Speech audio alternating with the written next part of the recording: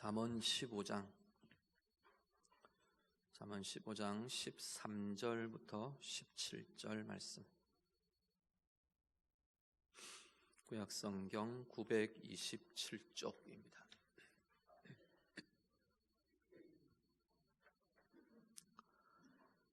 잠언 15장 13절에서 17절.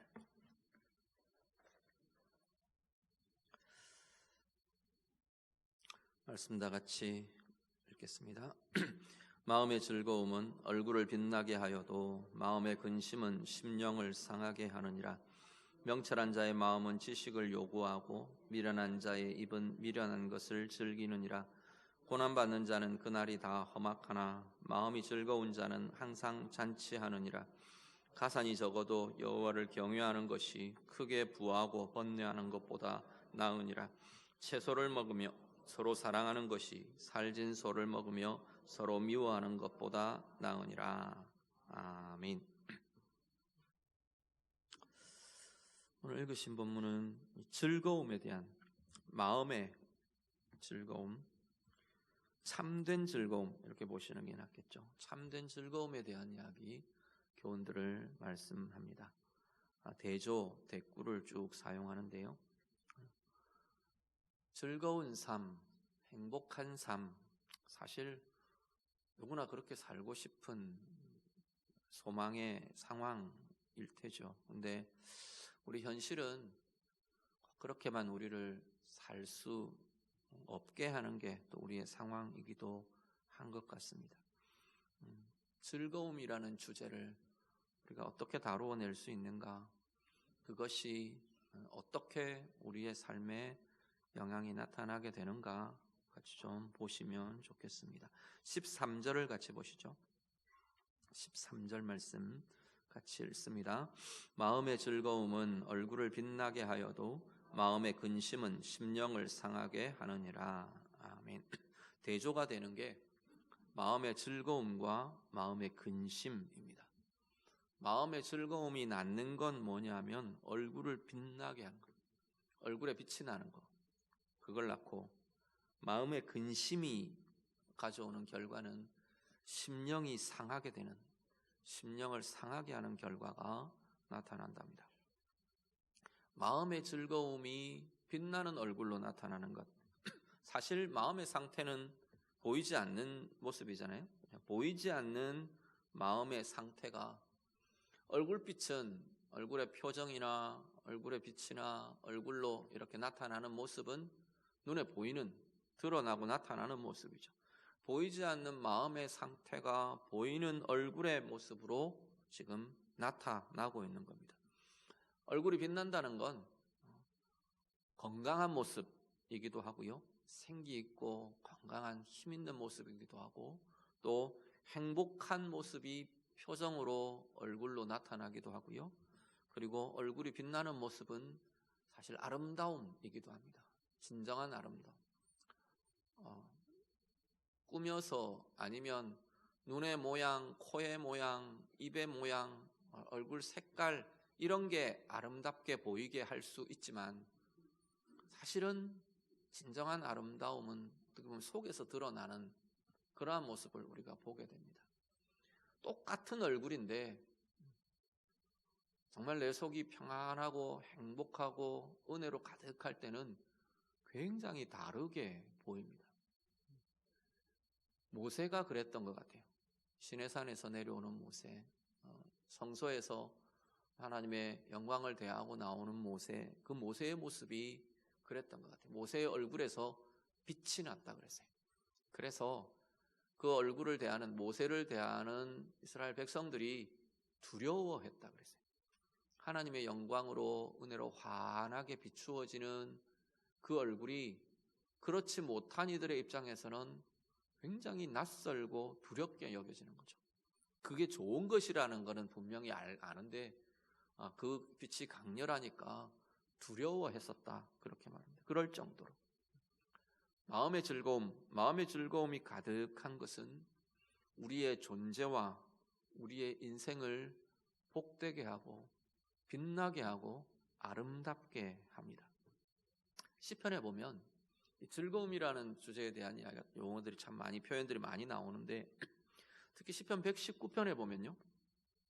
이 즐거움을 무엇과 굉장히 많이 연결하고 있냐면 말씀과 연결합니다.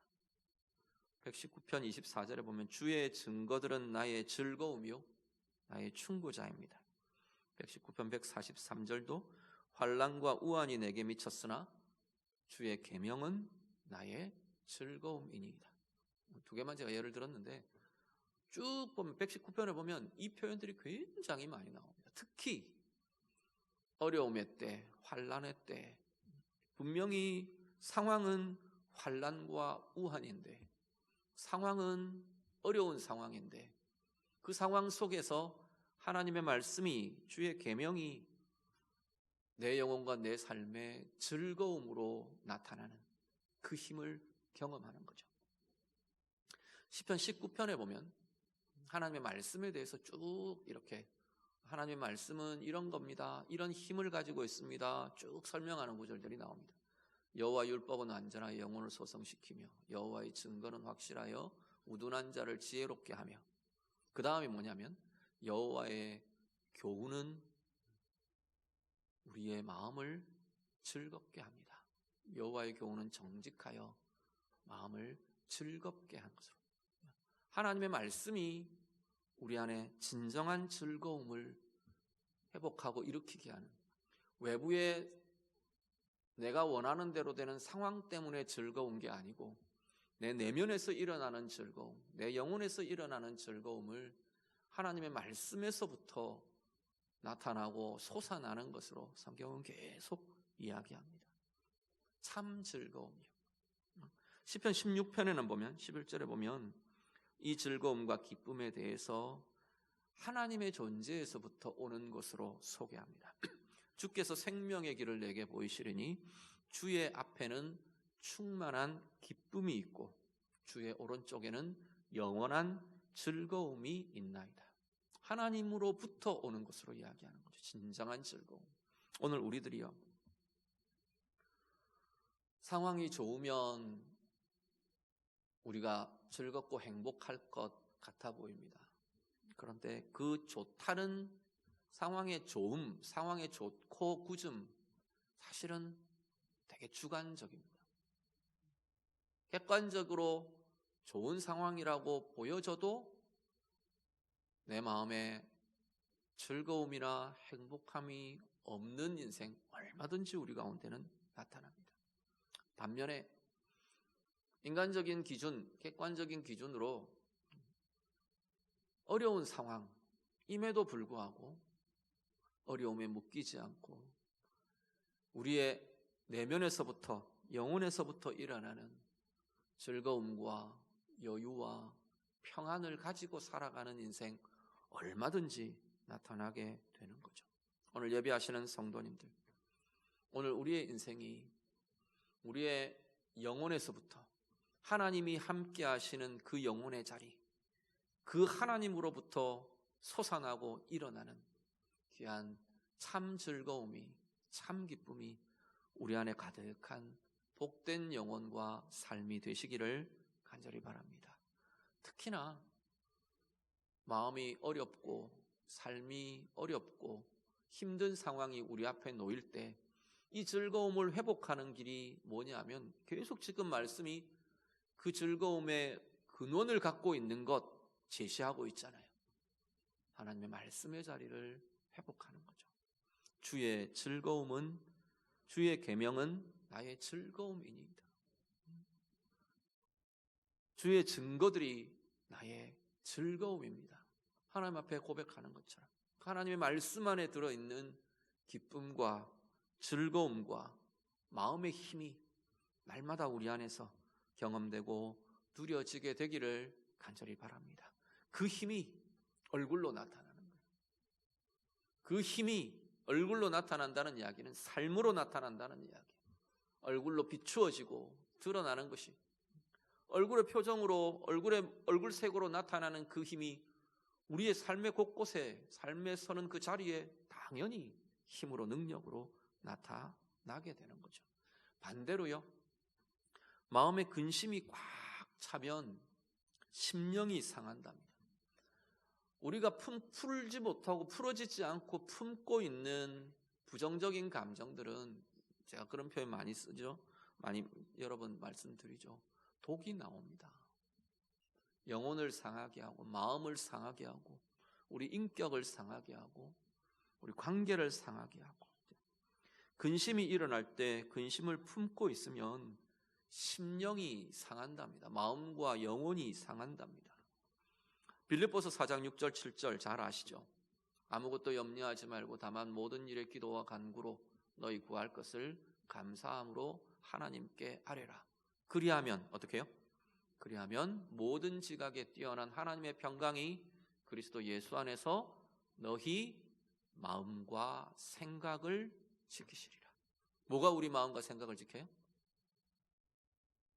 하나님의 평강이 우리의 마음과 생각을 지켜준답니다. 어떻게 하면 염려가 일어날 때, 근심이 일어날 때, 염려가 없다, 근심이 없다 성경은 말하지 않아요. 염려가 일어날 때, 근심이 일어날 때 어떻게 해요? 하나님께 아뢰면, 하나님 앞에 풀어놓는 거죠.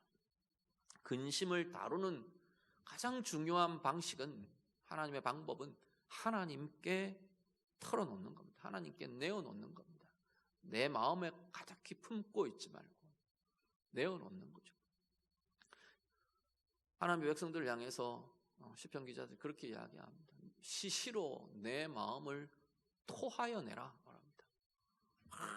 이렇게 끌어안고 있지 말고, 근심이 뭐 좋다고 끌어안고 있겠습니까? 미움과 원망이 뭐 좋다고 끌어안고 있겠어요?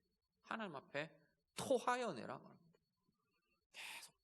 계속 하나님께 내어놓는 것.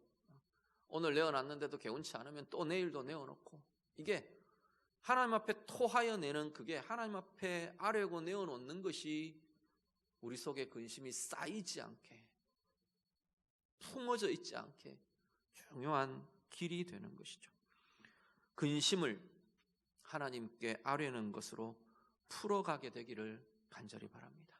그래서 우리의 마음과 우리의 영혼이 자꾸만 평안으로 바뀌어져 가시고, 하나님의 말씀으로부터, 하나님으로부터, 우리 속에서, 내 영혼에서, 내 깊은 곳에서부터 솟아나는 진정한 즐거움과 행복함이 날마다 가득한 귀한 은혜의 삶 사시는 우리 모두가 되시기를 우리 주님 이름으로 축복합니다.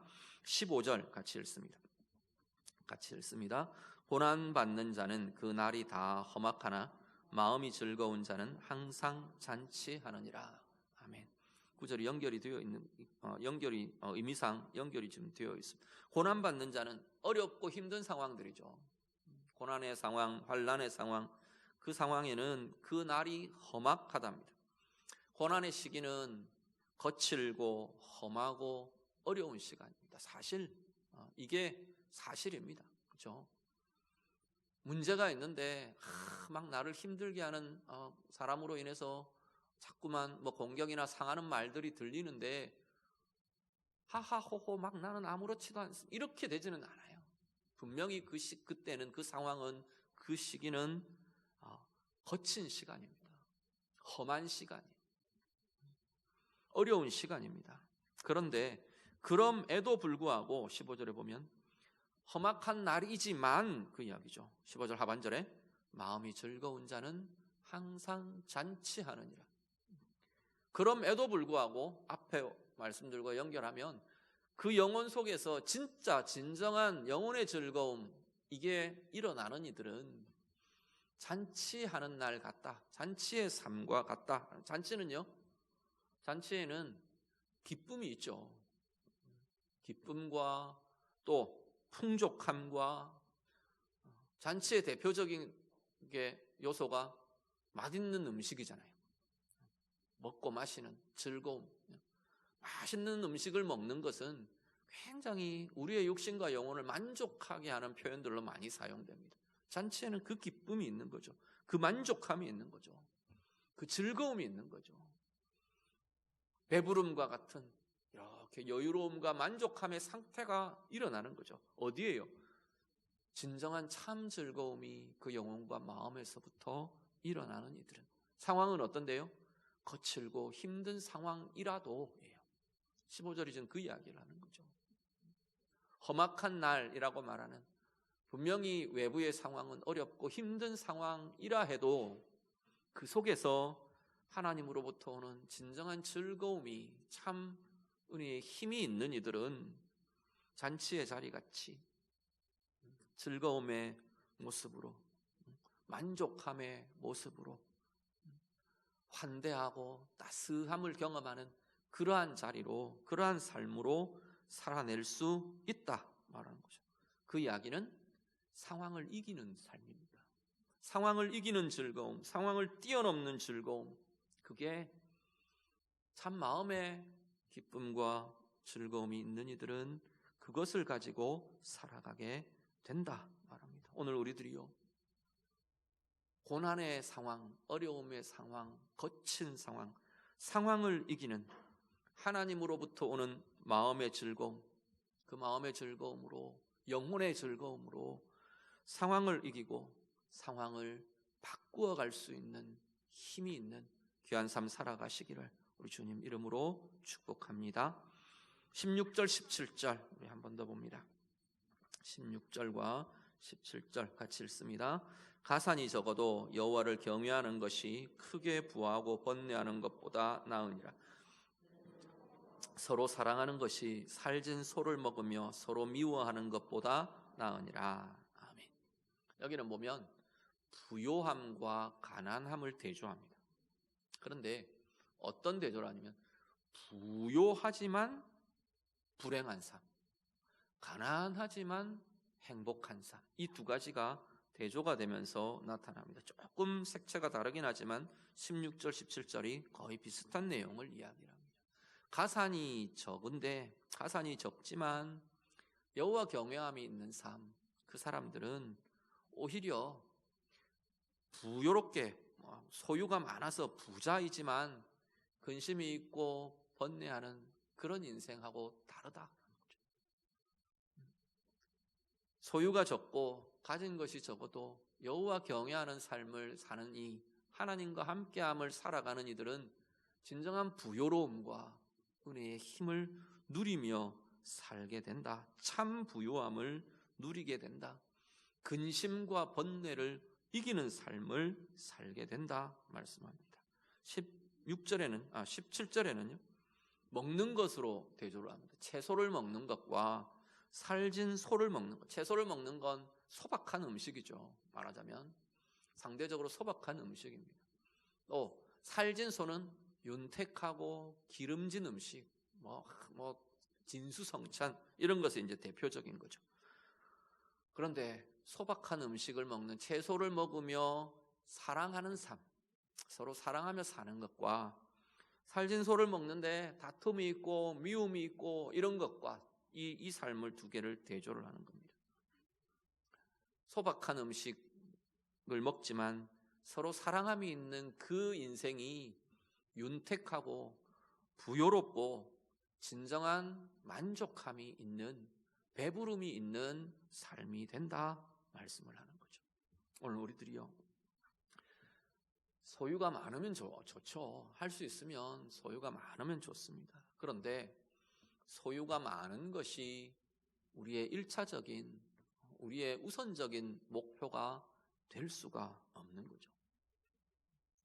소유의 많음, 어떤 기름지고 윤택한 삶, 그것이 우리의 행복을 좌우하는 것이 아니라는 거죠. 그게 있으면 행복합니다. 그럴 수가 없다고 말하는 거죠. 오히려 행복의 근원이 되는 것은 오늘 말씀처럼 여호와 경외함이 있는 자리가, 진짜 하나님과 함께 사는 자리가 행복함으로 살아가는 자리랍니다. 관계 안에 서로 사랑하는 힘이 있는 자리가 진정한 행복함을 살아갈 수 있는 자리가 된답니다. 이 삶이야말로 참된 부요함이 있는, 영혼과 마음과 삶의 부요함과 여유와 참 만족이 있는 삶을 살게 될 거다 말씀합니다. 오늘 예배하시는 성도님들, 우리 안에 하나님 경외함, 여호와 경외함이라는 진정한 우리의 영혼의 상태, 하나님과 함께 걸어가는 인생, 우리 안에 날마다 더 새롭고 힘있기를 간절히 바랍니다. 서로 사랑하며 살아가는 귀한 은혜의 힘이, 사랑의 힘이 우리 안에 있어서 우리의 영혼의 부요함, 우리의 마음과 삶의 진정한 만족과 진정한 행복이 날마다 더 가득해져가는 복된 삶, 은혜의 삶 살아가는 우리 모두가 다 되시기를 우리 주님 이름으로 축복합니다. 같이 기도하겠습니다.